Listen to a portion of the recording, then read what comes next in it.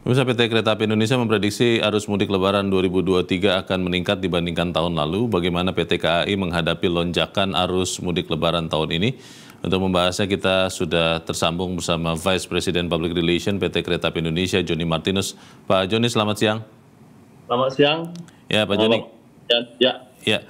Tahun ini pemerintah sudah tidak lagi membatasi perjalanan masyarakat, dan ini kelihatannya akan dimanfaatkan betul oleh masyarakat, terutama pengguna kereta api untuk menggunakan angkutan Lebaran. Sejauh ini, Pak, berapa banyak kira-kira akan ada peningkatan pengguna kereta api di masa angkutan Lebaran ini, Pak Joni? Ya, baik. Terima kasih, Mas.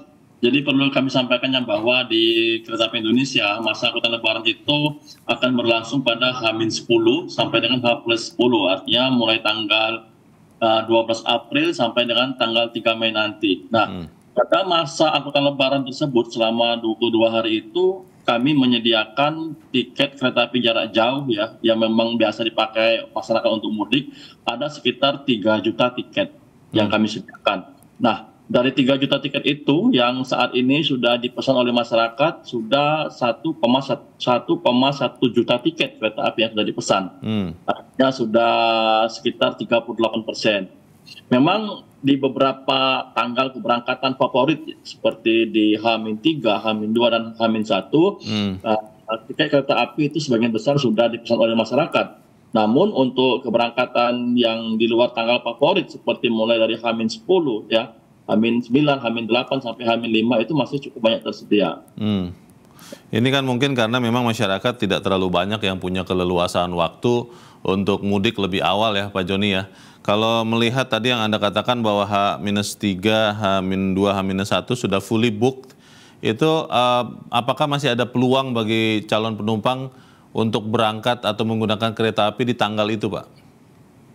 Ya, kami menyarankan apabila memang di tanggal itu sudah betul-betul habis nantinya ya dilakukan oleh masyarakat, maka ada dua opsi yang kami tawarkan. Opsi yang pertama adalah tentu mencoba untuk memilih alternatif tanggal yang lain. Yang pertama. Yang kedua, kita memiliki menu di KAI Akses itu namanya Connecting Train. Nah, Connecting Train ini adalah skema keberangkatan kereta api dengan sistem jadwalnya persambungan, Mas. Jadi ketika masyarakat sudah kehabisan pada direct tujuannya ya, tujuan langsungnya sudah kehabisan di tanggal tersebut, itu masih bisa menggunakan opsi dengan Connecting Train tadi. Jadi menggunakan jadwal kereta api persambungan. Ini beberapa tips yang kita sampaikan. Dan sebenarnya kita juga sudah membuka layanan tiket tambahan, Mas. Jadi kita sudah mengoperasikan kereta tambahan ya, membuka tiket layanannya, dan tiket itu rata-rata kita sediakan untuk kereta api tambahan ada sekitar 22.000 tiket per hari yang kita sediakan pada kereta api tambahan. Kereta api tambahan ini juga ada untuk keberangkatan H-3 sampai H-1 atau juga di luar tanggal-tanggal itu, Pak Joni? Ya, kereta api keberangkatan ini kita titik beratkan kepada keberangkatan peak season ya. Peak season. Pak Joni, ingin memastikan Pak untuk penumpang yang masih berminat untuk naik kereta di H-3, H-2, H-1 Lebaran, itu masih bisa berharap ada kursi di kereta api tambahan atau memang harus memilih tanggal lain, Pak Joni? Ya, kita sudah membuka tiket kereta api tambahan itu ya, sudah kita buka semuanya tiket kereta api tambahan yang tadi kami sampaikan ada 487.000 tiket untuk kereta api tambahan. Atau 2.000 tiket per hari kita sediakan, Mas.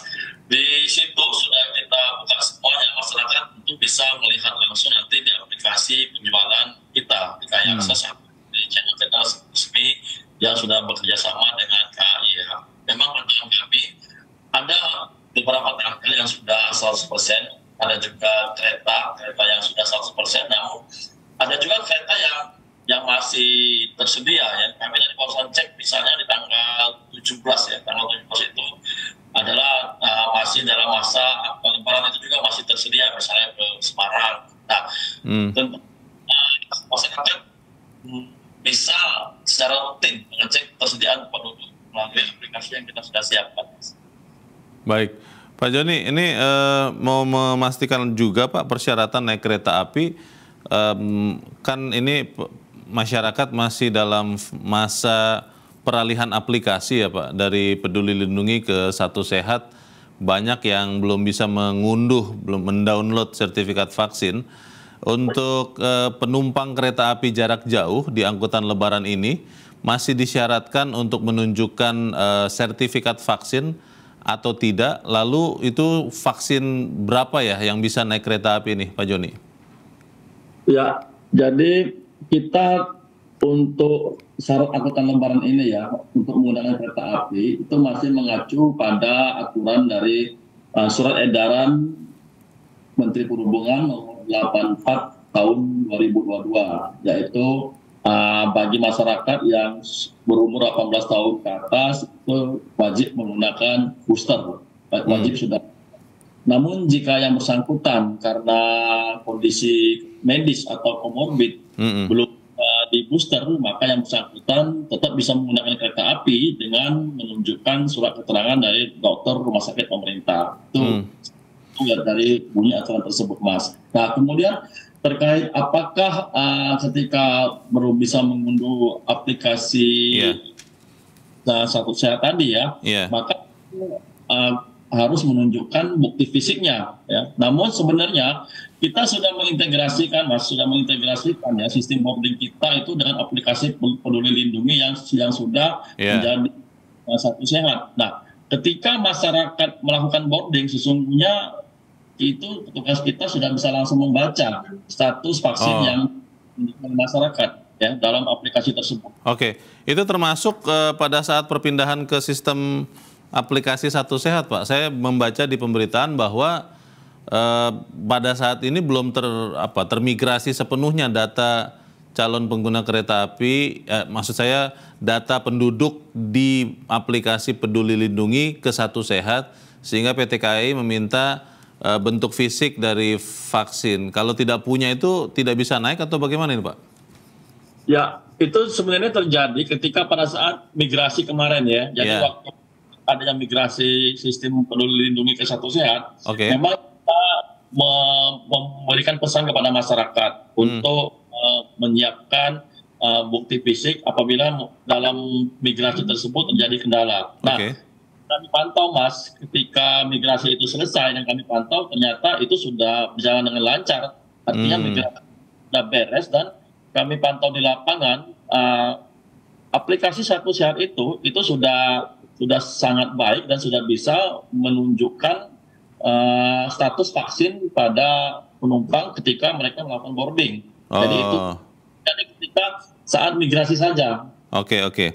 Jadi saya ini sedang membuka nih Pak aplikasi Satu Sehat saya ini Pak Joni, dan di dalam bagian vaksin COVID-19 itu ada dicatat bagian vaksin pertama, vaksin kedua, vaksin booster pertama dan vaksin booster kedua.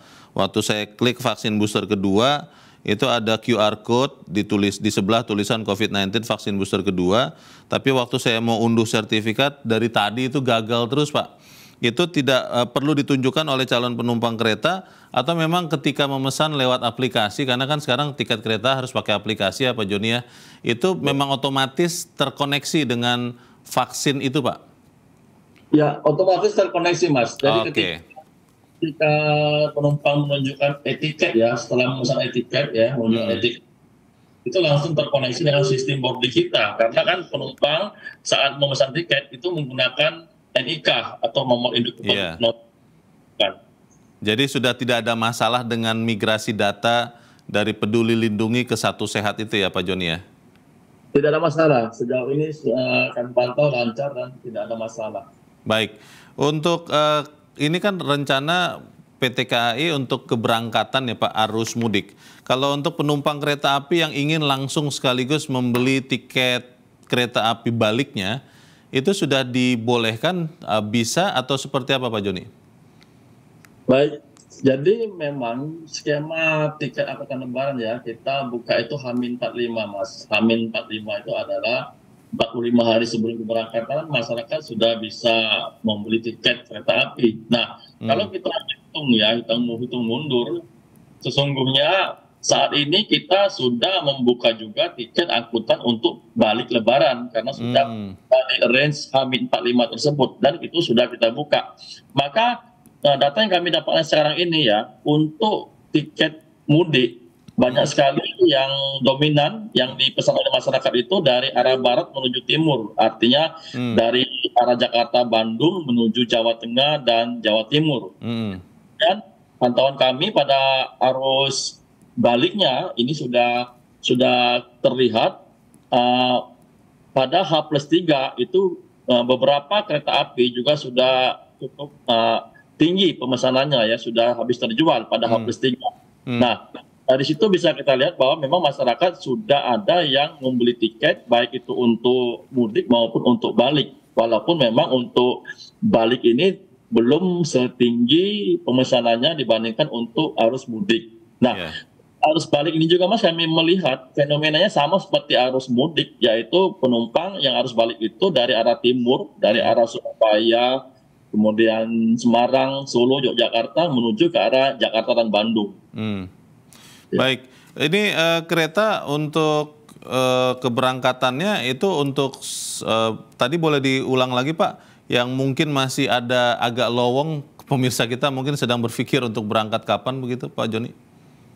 Ya, yang agak lowong itu sebenarnya kalau kita bicara yang lowong ya dari H-5H sampai dengan H-10 itu cukup lowong. Jadi dari yang 10 sampai dengan H-5 itu cukup lowong. Kemudian kalau untuk balik juga sama seperti itu dari H+4 ya sampai H+10 juga itu cukup lowong. Namun apabila memang masyarakat masih ingin mudik di tanggal yang dikehendaki namun sudah habis, masih punya opsi dengan cara tadi menggunakan menu connecting train. Jadi menu yang mengkombinasikan jadwal kereta dengan sistem persambungan.